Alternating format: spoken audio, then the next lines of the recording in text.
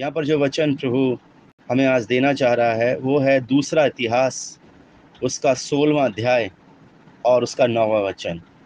दूसरा इतिहास 16वां अध्याय और उसका 9वां वचन। यहाँ पर इस प्रकार से लिखा है, देख, यहोवा की दृष्टि सारी पृथ्वी पर इसलिए फिरती रहती है कि जिनका मन उसकी ओर निष्कपट रहता है, उनकी सहायता में वह अपनी सामर्थ दिखाए। यहाँ पर प्रभु का दास जो है यहाँ पर अद्भुत रीति से बातें कर रहा है। यहाँ पर प्रभु का जो दास है वो यहाँ पर स्पष्ट शब्दों में हमसे बात करना चाह रहा है इस भोर में कि अगर हम किसी भी परेशानी में हैं तो याद रखिए, परमेश्वर की निगाहें हम पर लगी हुई हैं, हम कहीं पर भी हैं।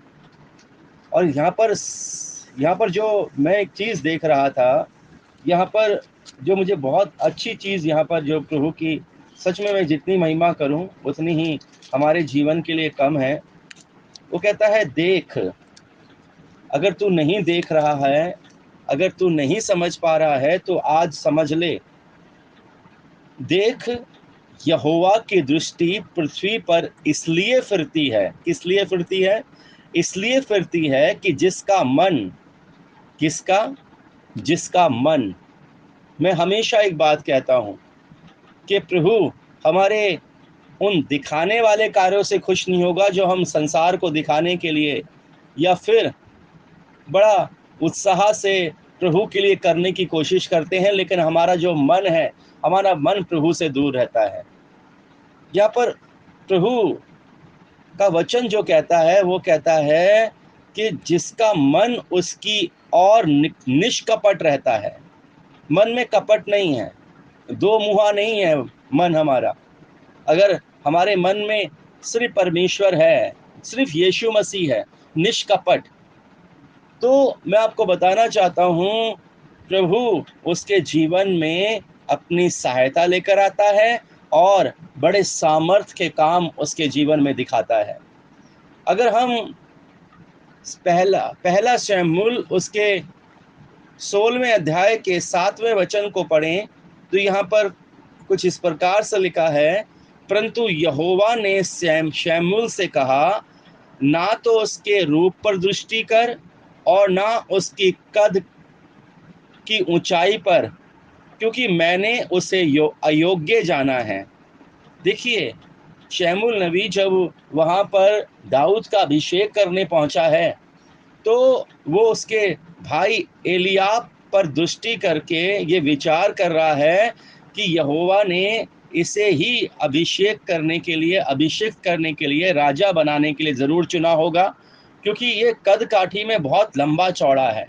वो बड़ा बलवान था, उसकी हाइट भी बहुत लंबी थी। और आज जब हम बाहरी रूप देखते हैं तो एक राजा को हम देह के द्वारा देखते हैं।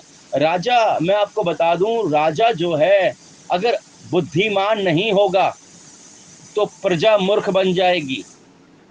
याद रखिए, अगर राजा बुद्धि से काम नहीं लेता, समझ से काम नहीं लेता और परमेश्वर के भय में होकर नहीं चलता है तो प्रजा नाश हो जाती है, प्रजा मूर्ख बन जाती है और फिर राजा अपने ही अनुसार उस पूरे देश को चलाता है और देश का कबाड़ा कर लेता है, देश को सर्वनाश की ओर लेकर जाता है। यहाँ पर वो उसके कद और काठी पर दृष्टि कर रहा था और बाइबल हमें बताती है यहाँ पर कि लिखा हुआ है यहाँ पर, परंतु यहोवा ने शमूएल से कहा, ना तो उसके रूप पर दृष्टि कर के वो कितना अच्छा है, दिखने में कितना सुंदर है और कितना ही मनमोहक है, और ना उसकी कद काठी पर। कई बार हम ये देखकर ही अपने जहन के अंदर एक एक एक नया ही मतलब कार्य करना शुरू कर देते हैं। किसी व्यक्ति को अगर हम देखते हैं, उसकी सुंदरता देखते हैं या फिर उसकी कद काठी देखते हैं तो फिर हम उस पर मोहित हो जाते हैं, हम उस पर मोहित हो जाते हैं। लेकिन उसके मन को ना देखने के कारण बाद में हमें लज्जित होना पड़ता है। हम बाहरी सुंदरता देखते हैं लेकिन प्रभु कहाँ पर देखता है? प्रभु हमारे मन की ओर देखता है। जैसा कि यहाँ पर वचन भी हमें दूसरा इतिहास उसका 16वां अध्याय उसका 9वां वचन हमें बता रहा है कि परमेश्वर की दृष्टि मन पर लगी रहती है। वो हर एक जगह जाता है, हर एक जगह।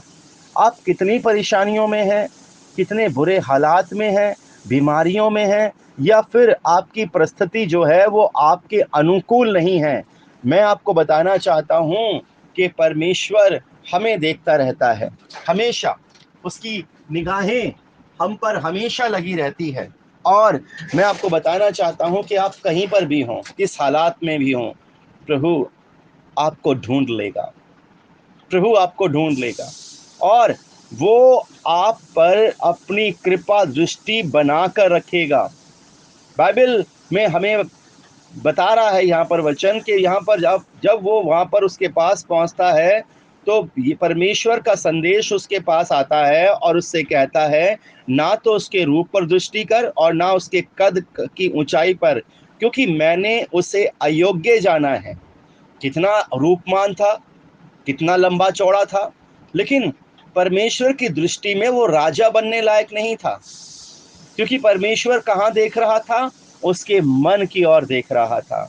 और बाइबल में लिखा हुआ है, वो कहता है, क्योंकि मैंने उसे अयोग्य जाना है, क्योंकि यहोवा का देखना मनुष्य सा नहीं है। मनुष्य तो बाहर का रूप देखता है, परंतु यहोवा की दृष्टि मन पर रहती है। हालेलुया। यहोवा की दृष्टि मन पर रहती है। और यहाँ पर 16वां अध्याय उसका 9वां वचन भी कुछ इस प्रकार से कहता है, देख, यहोवा की दृष्टि सारी पृथ्वी पर इसलिए फिरती रहती है कि जिसका मन उसकी ओर निष्कपट रहता है, उनकी सहायता में वह अपनी सामर्थ दिखाए। हालेलुया। परमेश्वर का बड़ा धन्यवाद हो। आप किसी भी हालात में हैं। कई लोग जब रोते हैं ना, तो अपने अपने आप को छुपाने के लिए वो एक कमरे में बंद कर लेते हैं, या फिर बाथरूम में चले जाते हैं, या कहीं भी चले जाते हैं, या बाहर निकलकर एक सुनसान स्थान पर जाकर वो रोते हैं। मैं आपको बता दूं, आपको कोई देख रहा हो या ना देख रहा हो, परमेश्वर की दृष्टि आप पर लगी हुई है। परमेश्वर आपको निहार रहा है। परमेश्वर उनके करीब रहता है जो मन के दुखी हैं। बाइबल कहती है, जो मन के खेदित हैं। नीति वचन कहता है, परमेश्वर की दृष्टि उन पर लगी रहती है जो मन के खेदित हैं। प्रभु उनको निहारता है। और मैं प्रभु का बड़ा धन्यवाद करता हूँ कि हम अपने मनों को उस सृजनहार, उस परम पवित्र, उस यीशु के लिए खोल दें।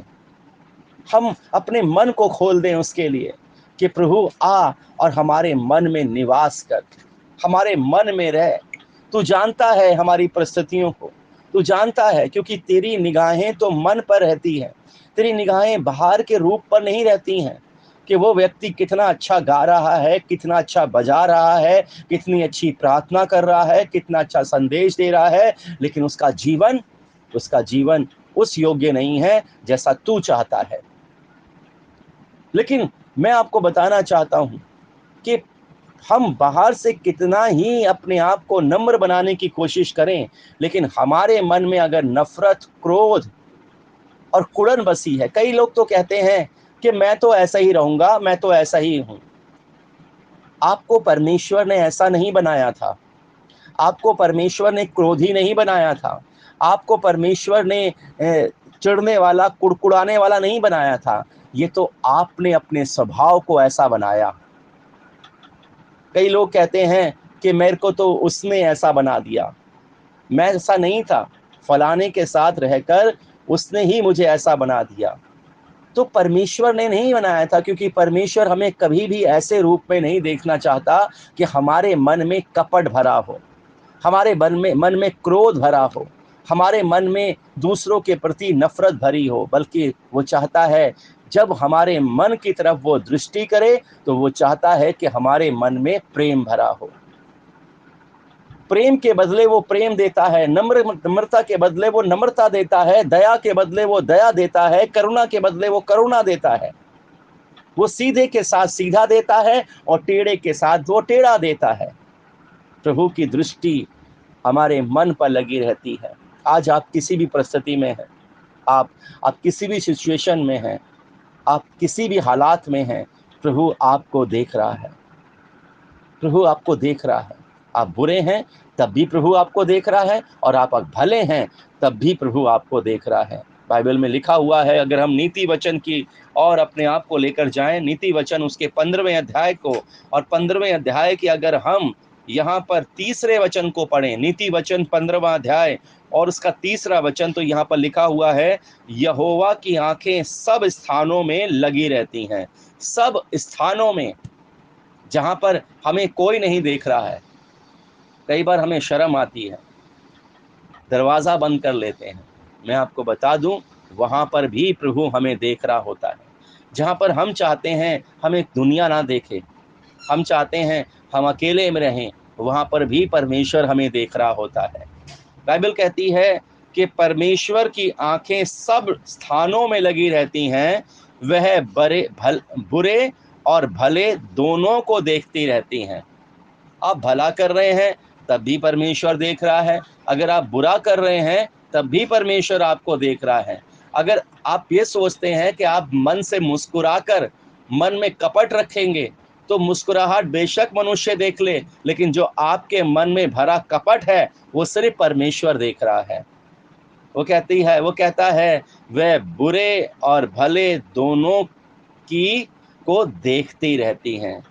एक और वचन पतरस हमें बताना चाहता है यहाँ पर, पतरस और उस पहला पतरस अगर हम निकालें, पहला पतरस उसका तीसरा अध्याय और उसका 12वां वचन, यहाँ पर बाइबल कहती है, लिखा है, क्योंकि प्रभु की आंखें धर्मियों पर लगी रहती हैं। हालेलुया। पहले मैं आपको बता दूं, अगर हमें प्रभु ने धर्मी ठहराया है या हमने खुद अपने आप को धर्मी ठहराया है, तो याद रखिए परमेश्वर की आंखें हम पर लगी हुई हैं। परमेश्वर हमें देख रहा है। परमेश्वर हर समय हमें देख रहा है, हर पल हमें देख रहा है। और बाइबल कहती है, क्योंकि प्रभु की आंखें धर्मियों पर लगी रहती हैं और उसके कान उनकी विनती की ओर लगे रहते हैं। बाइबल में लिखा है, कोई विपत्ति तुझ पर ना पड़ेगी और ना कोई दुख तेरे डेरे के निकट आएगा। कैसे आएगा भाई? कौन हमें देख रहा है ऐसे? कौन हमारी परिस्थितियों को देख रहा है? कौन हमारी विपत्तियों को देख रहा है? तो बाइबल कहती है हमारा परमेश्वर देख रहा है। अगर कोई विपत्ति हम पर नहीं पड़ रही है, अगर कोई दुख हमारे डेरे के निकट नहीं आ रहा है, तो इसका कारण है परमेश्वर की निगाहें हम पर हमेशा लगी रहती हैं। वो हमें हमेशा निहारती रहती हैं। वो उसकी दृष्टि हम पर हमेशा बनी रहती है। बाइबल यहाँ पर कहती है, क्योंकि प्रभु की आंखें धर्मियों पर लगी रहती हैं और उसके कान उनकी विनती की ओर लगे रहते हैं। परंतु देखिए, परंतु भी देख कहता है यहाँ पर, बहन रीना अपना प्लीज अपना माइक बंद रखें, उसको ऑन ना करें। यहाँ पर आप देखिए लिखा हुआ है, यहाँ पर लिखा हुआ है, क्योंकि प्रभु की आंखें धर्मियों पर लगी रहती हैं और उसके कान उनकी विनती की ओर लगे रहते हैं, परंतु प्रभु बुराई करने वालों के विमुख रहता है। आप बुराई कर रहे हैं, और मैं हमेशा एक बात कहता हूं, आपका जो ज़मीर है ना, वो आपको बता देगा। हमारा ज़मीर हमें बताता है कि हम कहाँ पर सही हैं और कहाँ पर गलत हैं, हम क्या अच्छा कर रहे हैं और क्या बुरा कर रहे हैं। वो हमें बार बार अंदर से कसोटता है कि तूने क्यों ऐसा किया। बाद में हम कई बार हम गुस्सा कर जाते हैं, बड़े अपशब्द अपने मुंह से निकाल देते हैं, और बाद में हम ये रियलाइज करते हैं कि बेशक हमने उस व्यक्ति विशेष के बारे में बुरा तो कह दिया, लेकिन ये तमाम बातें हमारा परमेश्वर सुन रहा है, क्योंकि बाइबल कहती है उसके कान उसकी विनती की ओर लगे रहते, मतलब उसके कान हमारे हमारे हमारी तमाम बातों की ओर लगे रहते हैं। तो कई बार हमें ये रियलाइज़ होता है कि हमने गलत किया है, हमने क्यों ऐसा बोला, हमने क्यों उस तरह से बोला। तो बाइबल कहती है, परंतु प्रभु बुराई करने वालों के विरोध में आ जाता है। अब देखिए, दाऊद कहता है कि चाहे 10,000 लोग मेरे सम्मुख पाती बांध कर खड़े हो जाएं, मैं ना डरूंगा, क्योंकि मेरा परमेश्वर मेरे साथ रहता है। वो परमेश्वर जब आपके साथ है तो 10,000 लोग, चाहे वो कितने महान, कितने बड़े, कितने प्रतिष्ठावान हो, राजा हो, या फिर कुछ भी उनके अंदर कुछ भी बल हो, वो परमेश्वर के सम्मुख नहीं टिक सकते। शाऊल नहीं टिक पाया। शाऊल एक ऐसा ऐसा राजा था जिसने बहुत सारे युद्ध जीते थे, बहुत सारे युद्ध। गोलियत को देखिए, गोलियत कितने सारे युद्ध जीतता हुआ आ रहा था, लेकिन वो दाऊद के सामने नहीं टिक पाया। क्यों? क्योंकि दाऊद के पक्ष में परमेश्वर था। अगर वो ही परमेश्वर हमारे विमुख आकर खड़ा हो जाए, हमारे विरोध में आकर खड़ा हो जाए, तो क्या हम टिक पाएंगे?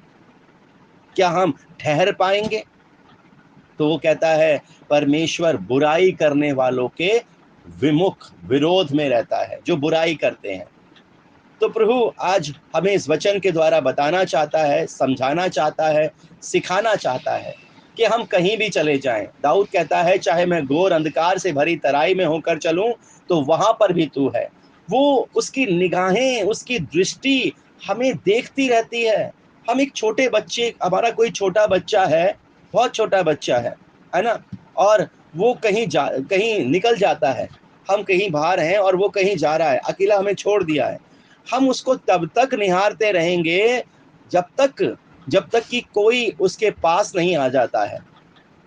याद रखिए, जब तक हम उसके लिए कोई हेल्प नहीं भेज देते हैं, हम उसकी तरफ तब तक देखते रहेंगे। ऐसा ही परमेश्वर है मेरी से।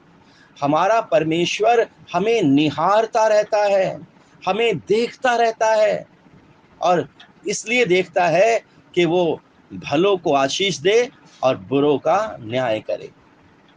तो प्रभु आज के संदेश में हमें ये बताना और सिखाना चाहता है, बस समझने का फेर है। अगर हम समझ गए तो उस महिमा को प्राप्त करने पाएंगे, उस आनंद को, उस जय को प्राप्त करने पाएंगे, और प्रभु की संतान होने का हक प्राप्त करने पाएंगे। और नहीं समझे तो फिर हम अपने उसी परमेश्वर को अपने विरोध में खड़ा कर लेंगे जिसकी हम झूठी आराधना और महिमा कर रहे हैं। प्रभु आप सबको बड़ी आशीष दे। आज का दिन प्रभु आपके जीवन में बड़ी खुशी लेकर आए। मैं विश्वास करता हूं कि हम प्रभु के लोग हैं और प्रभु की निगाहें हम पर हमेशा लगी रहती है। ये आई ओपनर जो मैं आपको संदेश देता हूं, आंखों को खोलने वाले संदेश, हमें इसे ग्रहण करना है। लोग कई बार कहते हैं क्यों ऐसा संदेश ही क्यों? ऐसे संदेश ही की जरूरत है आज। याद रखिए, ऐसे ही संदेशों की जरूरत है। हम भटकने नहीं पाएंगे। अगर सही शिक्षा, सही ज्ञान प्रभु हम तक पहुंचा देगा, तो फिर हम उसके मार्गों पर बने रहेंगे और उस मिरास को पाने पाएंगे जो प्रभु ने हमारे लिए रखी है। हमारा मुकुट फिर कोई दूसरा नहीं लेगा, क्योंकि हमें प्रभु ने अपने संदेश के द्वारा अलर्ट कर दिया है, सावधान कर दिया है। तो प्रभु आज हमें सावधान यहाँ पर करना चाहता है कि प्रभु की निगाहें हम पर लगी रहती हैं। प्रभु आप सबको बड़ी आशीष दे, बहुत बरकत दे। चलिए प्रार्थना में चलते हैं और अपनी आंखों को बंद करते हैं। सुबह की 5 बजे की प्रार्थना सच में हमारे जीवन में एक नया इतिहास रचने जा रही है कि प्रभु हम पर जब दृष्टि करेगा तो वो हमें भला ही देखेगा, बुरा नहीं देखेगा। Thank you Jesus.